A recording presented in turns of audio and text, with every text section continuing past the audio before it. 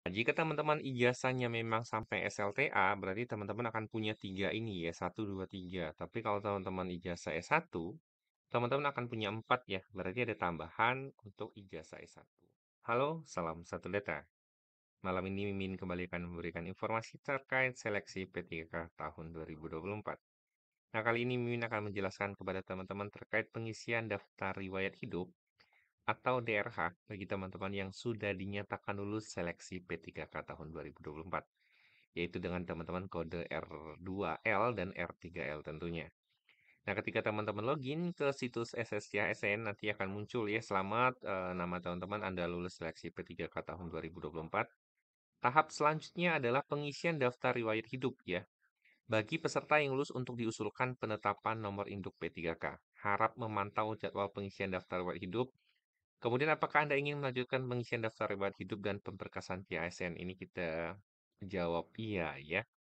Nah, di sini teman-teman silakan ya, Mimin sampaikan sekali lagi, sebelum teman-teman melakukan pengisian daftar riwayat hidup, yang pertama teman-teman melakukan itu adalah melihat pengumuman instansi ya. Karena di instansi tertentu itu akan muncul terkait dokumen yang diunggah ya. Kemudian jangan lupa juga baca buku pengisian DRH-nya. Jadi sebelum teman-teman melakukan pengisian DRH, Mimin sampaikan sekali lagi, baca pengumuman instansi terkait dokumen persyaratan yang diunggah. Karena setiap instansi punya persyaratan yang mungkin berbeda ya. Kemudian yang kedua adalah teman-teman silakan klik buku panduan pengisian DRH ya. Ini muncul linknya. Ini masih menggunakan DRH tahun 2023 saat ini yang disampaikan BKN, tapi ini tidak berbeda jauh ya. Jadi teman-teman silakan klik ini ya, buku petunjuk pengisian DRH yang 2023 ini. Nah, ketika teman-teman download nanti akan tampilannya seperti ini, akan ada buku pengisian DRH. Nah, kali ini kita akan mulai di sini ya, tapi Mimin tidak jelaskan secara detail karena ada beberapa data pribadi. Yang Mimin akan sampaikan itu adalah yang riwayat pendidikan ya. Jadi caranya adalah teman-teman silakan isi di sini adalah pengisian daftar riwayat hidup, silakan diklik. Nah, di sini Mimin hanya akan menjelaskan di part atau bagian teman-teman melakukan pengisian di riwayat pendidikan ya. Jadi di sini di pendidikan nanti akan muncul, pastikan Anda mengisi data riwayat hidup dengan teliti karena data yang Anda isikan adalah data yang digunakan untuk pemberkasan CASN dan tidak dapat diubah setelah Anda mengakhiri proses pengisian daftar riwayat hidup. Jadi setelah teman-teman mengisi ini, teman-teman kan nanti akan melakukan pencetakan daftar riwayat hidup ya. Jadi pastikan data yang teman-teman input itu sudah sesuai. Nah, di sini teman-teman Mimin akan menjelaskan terkait proses pengisian di bagian riwayat pendidikan ya. Yang Mimin contohkan hanya di bagian riwayat pendidikan. Nah, di sini akan muncul pendidikan di dalam dan di luar negeri. Nah, sebelum ini pastikan teman-teman membaca buku petunjuknya ya. Nah, di sini ada beberapa hal yang harus diperhatikan ya. Berikut ini adalah ketentuan pengisian data riwayat pendidikan dan kursus pelatihan, yaitu. Jadi ini adalah yang perlu teman-teman pahami sebelum teman-teman melakukan pengisian ya. Yang pertama adalah isilah riwayat pendidikan dengan riwayat pendidikan formal mulai dari SD Anda ya. Jadi kita mengisi ini adalah mulai dari jenjang terkecil yaitu dimulai dari SD. Jadi teman-teman perlu mengisi itu. Kemudian untuk tingkat pendidikan SD, SMP, SMA masukkan jurusan sekolah dasar, SLTP, SMA, SLTA, SMA, dan sebagainya sesuai nomenklatur jenis sekolah di ijazah. Jadi kalau teman-teman sudah mengisi jenjang SD, misalnya teman-teman pilih nanti jurusannya sesuaikan ya. Misalnya kalau SD masukkan saja di sini sekolah dasar ya. Kalau teman-teman lulusan SMP-nya tahun-tahun yang lama masih SLTP namanya ya. Jadi masukkan SLTP. Atau ketika itu masih SLTA ya, sebelum berubah menjadi SMA misalnya. Jadi sesuaikan dengan yang ada di ijazahnya masing-masing. Jadi ini sudah cukup jelas ya. Kemudian yang ketiga, untuk tingkat pendidikan SMA, masukkan nama jurusan SMK. Ini sudah jelas juga, misalnya akuntansi, teknik komputer jaringan, gitu ya. Jadi teman-teman silahkan masukkan sesuai dengan ijazah SMK-nya. Kemudian untuk tingkat pendidikan perguruan tinggi, masukkan nama prodi atau jurusan yang sesuai dengan ijazah. Jadi teman-teman sesuaikan. Kemudian berikutnya adalah Anda dapat menambahkan mengubah data riwayat pendidikan dan kursus sebelum mengakhiri proses pengisian daftar riwayat hidup. Maksudnya adalah setelah kita tambah ya di bagian ini kita tambah itu kita masih bisa ubah atau kita hapus ya teman-teman. Jadi kalau teman-teman ada kesalahan, silakan diubah ya, silakan diklik diubah, atau nanti teman-teman bisa klik juga hapus ya, ini juga bisa. Nah, kemudian di sini jika sudah selesai mengisi daftar riwayat pendidikan dan khusus klik tombol selanjutnya. Ini kalau kita sudah selesai. Kemudian, gelar depan dan gelar belakang adalah gelar yang Anda dapat setelah menempuh pendidikan tersebut. Ya, ini adalah poin yang harus dipahami. Kemudian, ada hal yang perlu teman-teman pahami ya di sini ya. Adalah perlu diketahui bahwa peserta tidak dapat menambahkan pendidikan lain yang setingkat dengan pendidikan yang digunakan untuk melamar atau pendidikan yang setingkat lebih tinggi ya. Jadi teman-teman sudah bisa paham ya. Maksud dari pernyataan ini adalah misalnya kalau kasusnya di sini adalah teman-teman itu adalah S1 ya, saat ini ketika melamar formasi menggunakan ijazah S1. Jadi teman-teman tidak bisa menambahkan ijazah S2 kalau teman-teman memiliki ijazah S2. Karena yang akan digunakan yang dianggap tertinggi itu adalah ijazah yang teman-teman gunakan ketika melamar formasi kemarin. Jadi kalau kemarin ngelamarnya dengan formasi ijazah S1, ya itulah yang bisa digunakan. Ya, tidak bisa menambahkan ijazah S2 walaupun teman-teman punya ijazah S2 di sini. Atau misalnya teman-teman itu punya dua ijazah ya. Jadi di sini sudah dicontohkan sebenarnya ya. Misal pendidikan yang digunakan untuk melamar adalah S1, Sistem Informasi ya, S1 SI. Lalu peserta ingin menambahkan pendidikan S2-nya, penambahan akan gagal. Ini nggak bisa, itu yang pertama ya. Karena S2 adalah setingkat lebih tinggi dari S1. Karena yang dipakai itu adalah ijazah ketika teman-teman melamar, ya. Kecuali teman-teman kemarin ngelamarnya misalnya dari posisi S2, ya. Atau jika peserta memiliki dua degree S1, nah atau ada double degree ya, teman-teman kuliah punya dua jurusan yang berbeda, lulus S1 dengan dua gelar yang berbeda misalnya. Itu juga tidak dapat ditambahkan ya. Misalnya S1-nya manajemen, ditambah lagi ya. Jadi ada S1 SI, Sistem Informasi, teman-teman mau nambahkan S1 manajemen itu juga tidak bisa.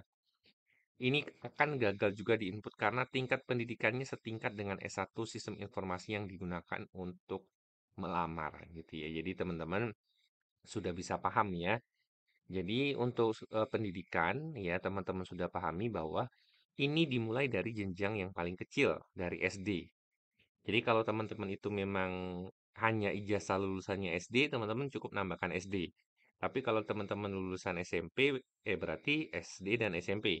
Kalau teman-teman lulusan SMA, seperti ini misalnya ya, teman-teman tinggal tambahkan saja, berarti di sini yang kita perlu tambahkan itu adalah SMP dan SD. Ya, teman-teman bisa tambahkan di sini. Misalnya kita pilih sekolah dasar, jurusannya di sini sekolah dasar. Jadi teman-teman silakan pilih. Nanti akan muncul ya sekolah dasar. Nama sekolahnya misalnya SD Negeri 1 contoh ya. Teman-teman silakan sesuaikan.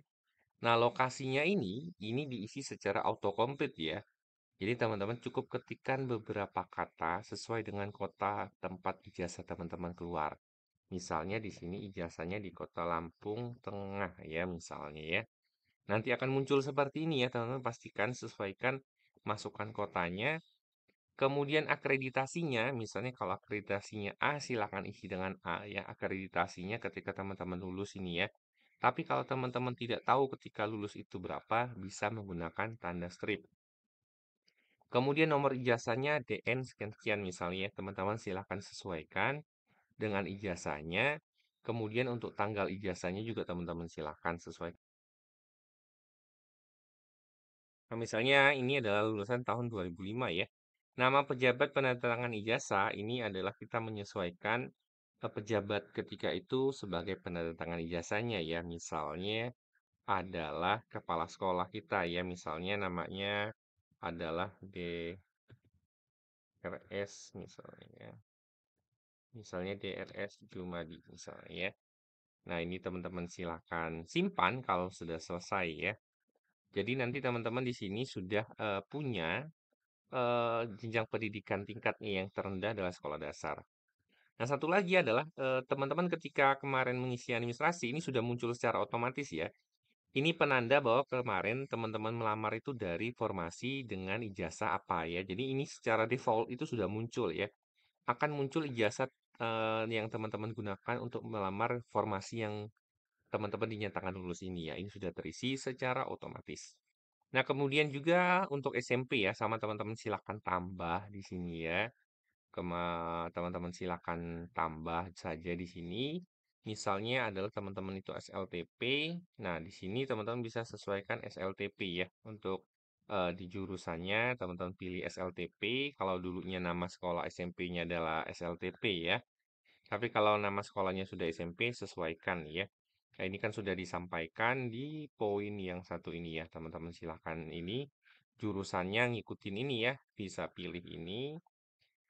Kemudian di sini nama sekolahnya misalnya SLTP, teman-teman bisa isi ya, sorry, SLTP 2 Bandar Jaya misalnya ya, teman-teman bisa isi.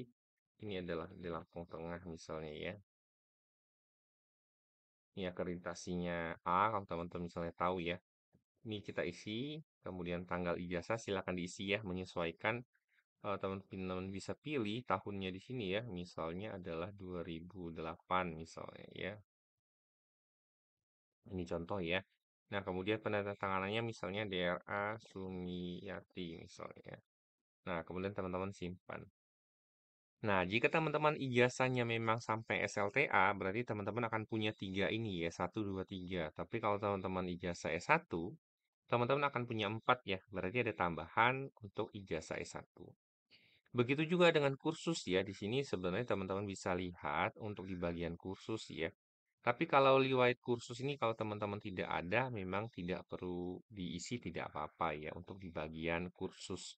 Ya, kalau teman-teman memang ada, silahkan diisi nama jenis kursusnya apa, penyelenggara khususnya yang mana ya, kemudian jenis kursus, tanggal mulai, tanggal selesai, nomor sertifikat, ada jumlah jamnya ya, biasanya di belakang sertifikat khusus ada beberapa JP yang teman-teman dapat, kemudian tempat pengeluar sertifikat, kemudian di instruksi penyelenggaranya diisi ya.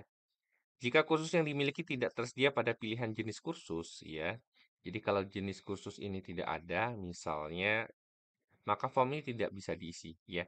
Kita akan contohkan. Nah, kalau teman-teman ketik pegawai misalnya, di sini akan muncul pegawai atau biasanya misalnya bahasa ya. Teman-teman bisa tulis misalnya di sini bahasa Inggris ya, ini akan muncul ya jenis kursusnya. Teman-teman bisa ketik atau teman-teman bisa isi misalnya komputer ya, misalnya diklat operator komputer, khusus komputer, latihan sistem pendidikan komputer, training. Nah, ini bisa teman-teman isi. Nah, ini adalah untuk pengisian daftar riwayat pendidikan ya. Jadi teman-teman pastikan membaca petunjuk dari DRH-nya terlebih dahulu ya. Nah, di sini nanti setelah selesai baru teman-teman lanjutkan ke pengisian yang lain ya. Dari tadi perorangan, kemudian pendidikan, keluarga ya, dan yang lain-lainnya. Sampai nanti selesai cetak DRH dan melakukan upload dokumen. Demikian informasi yang Mimin sampaikan. Semoga bermanfaat. Jika teman-teman ada pertanyaan, silahkan komen di kolom komentar. Salam satu data.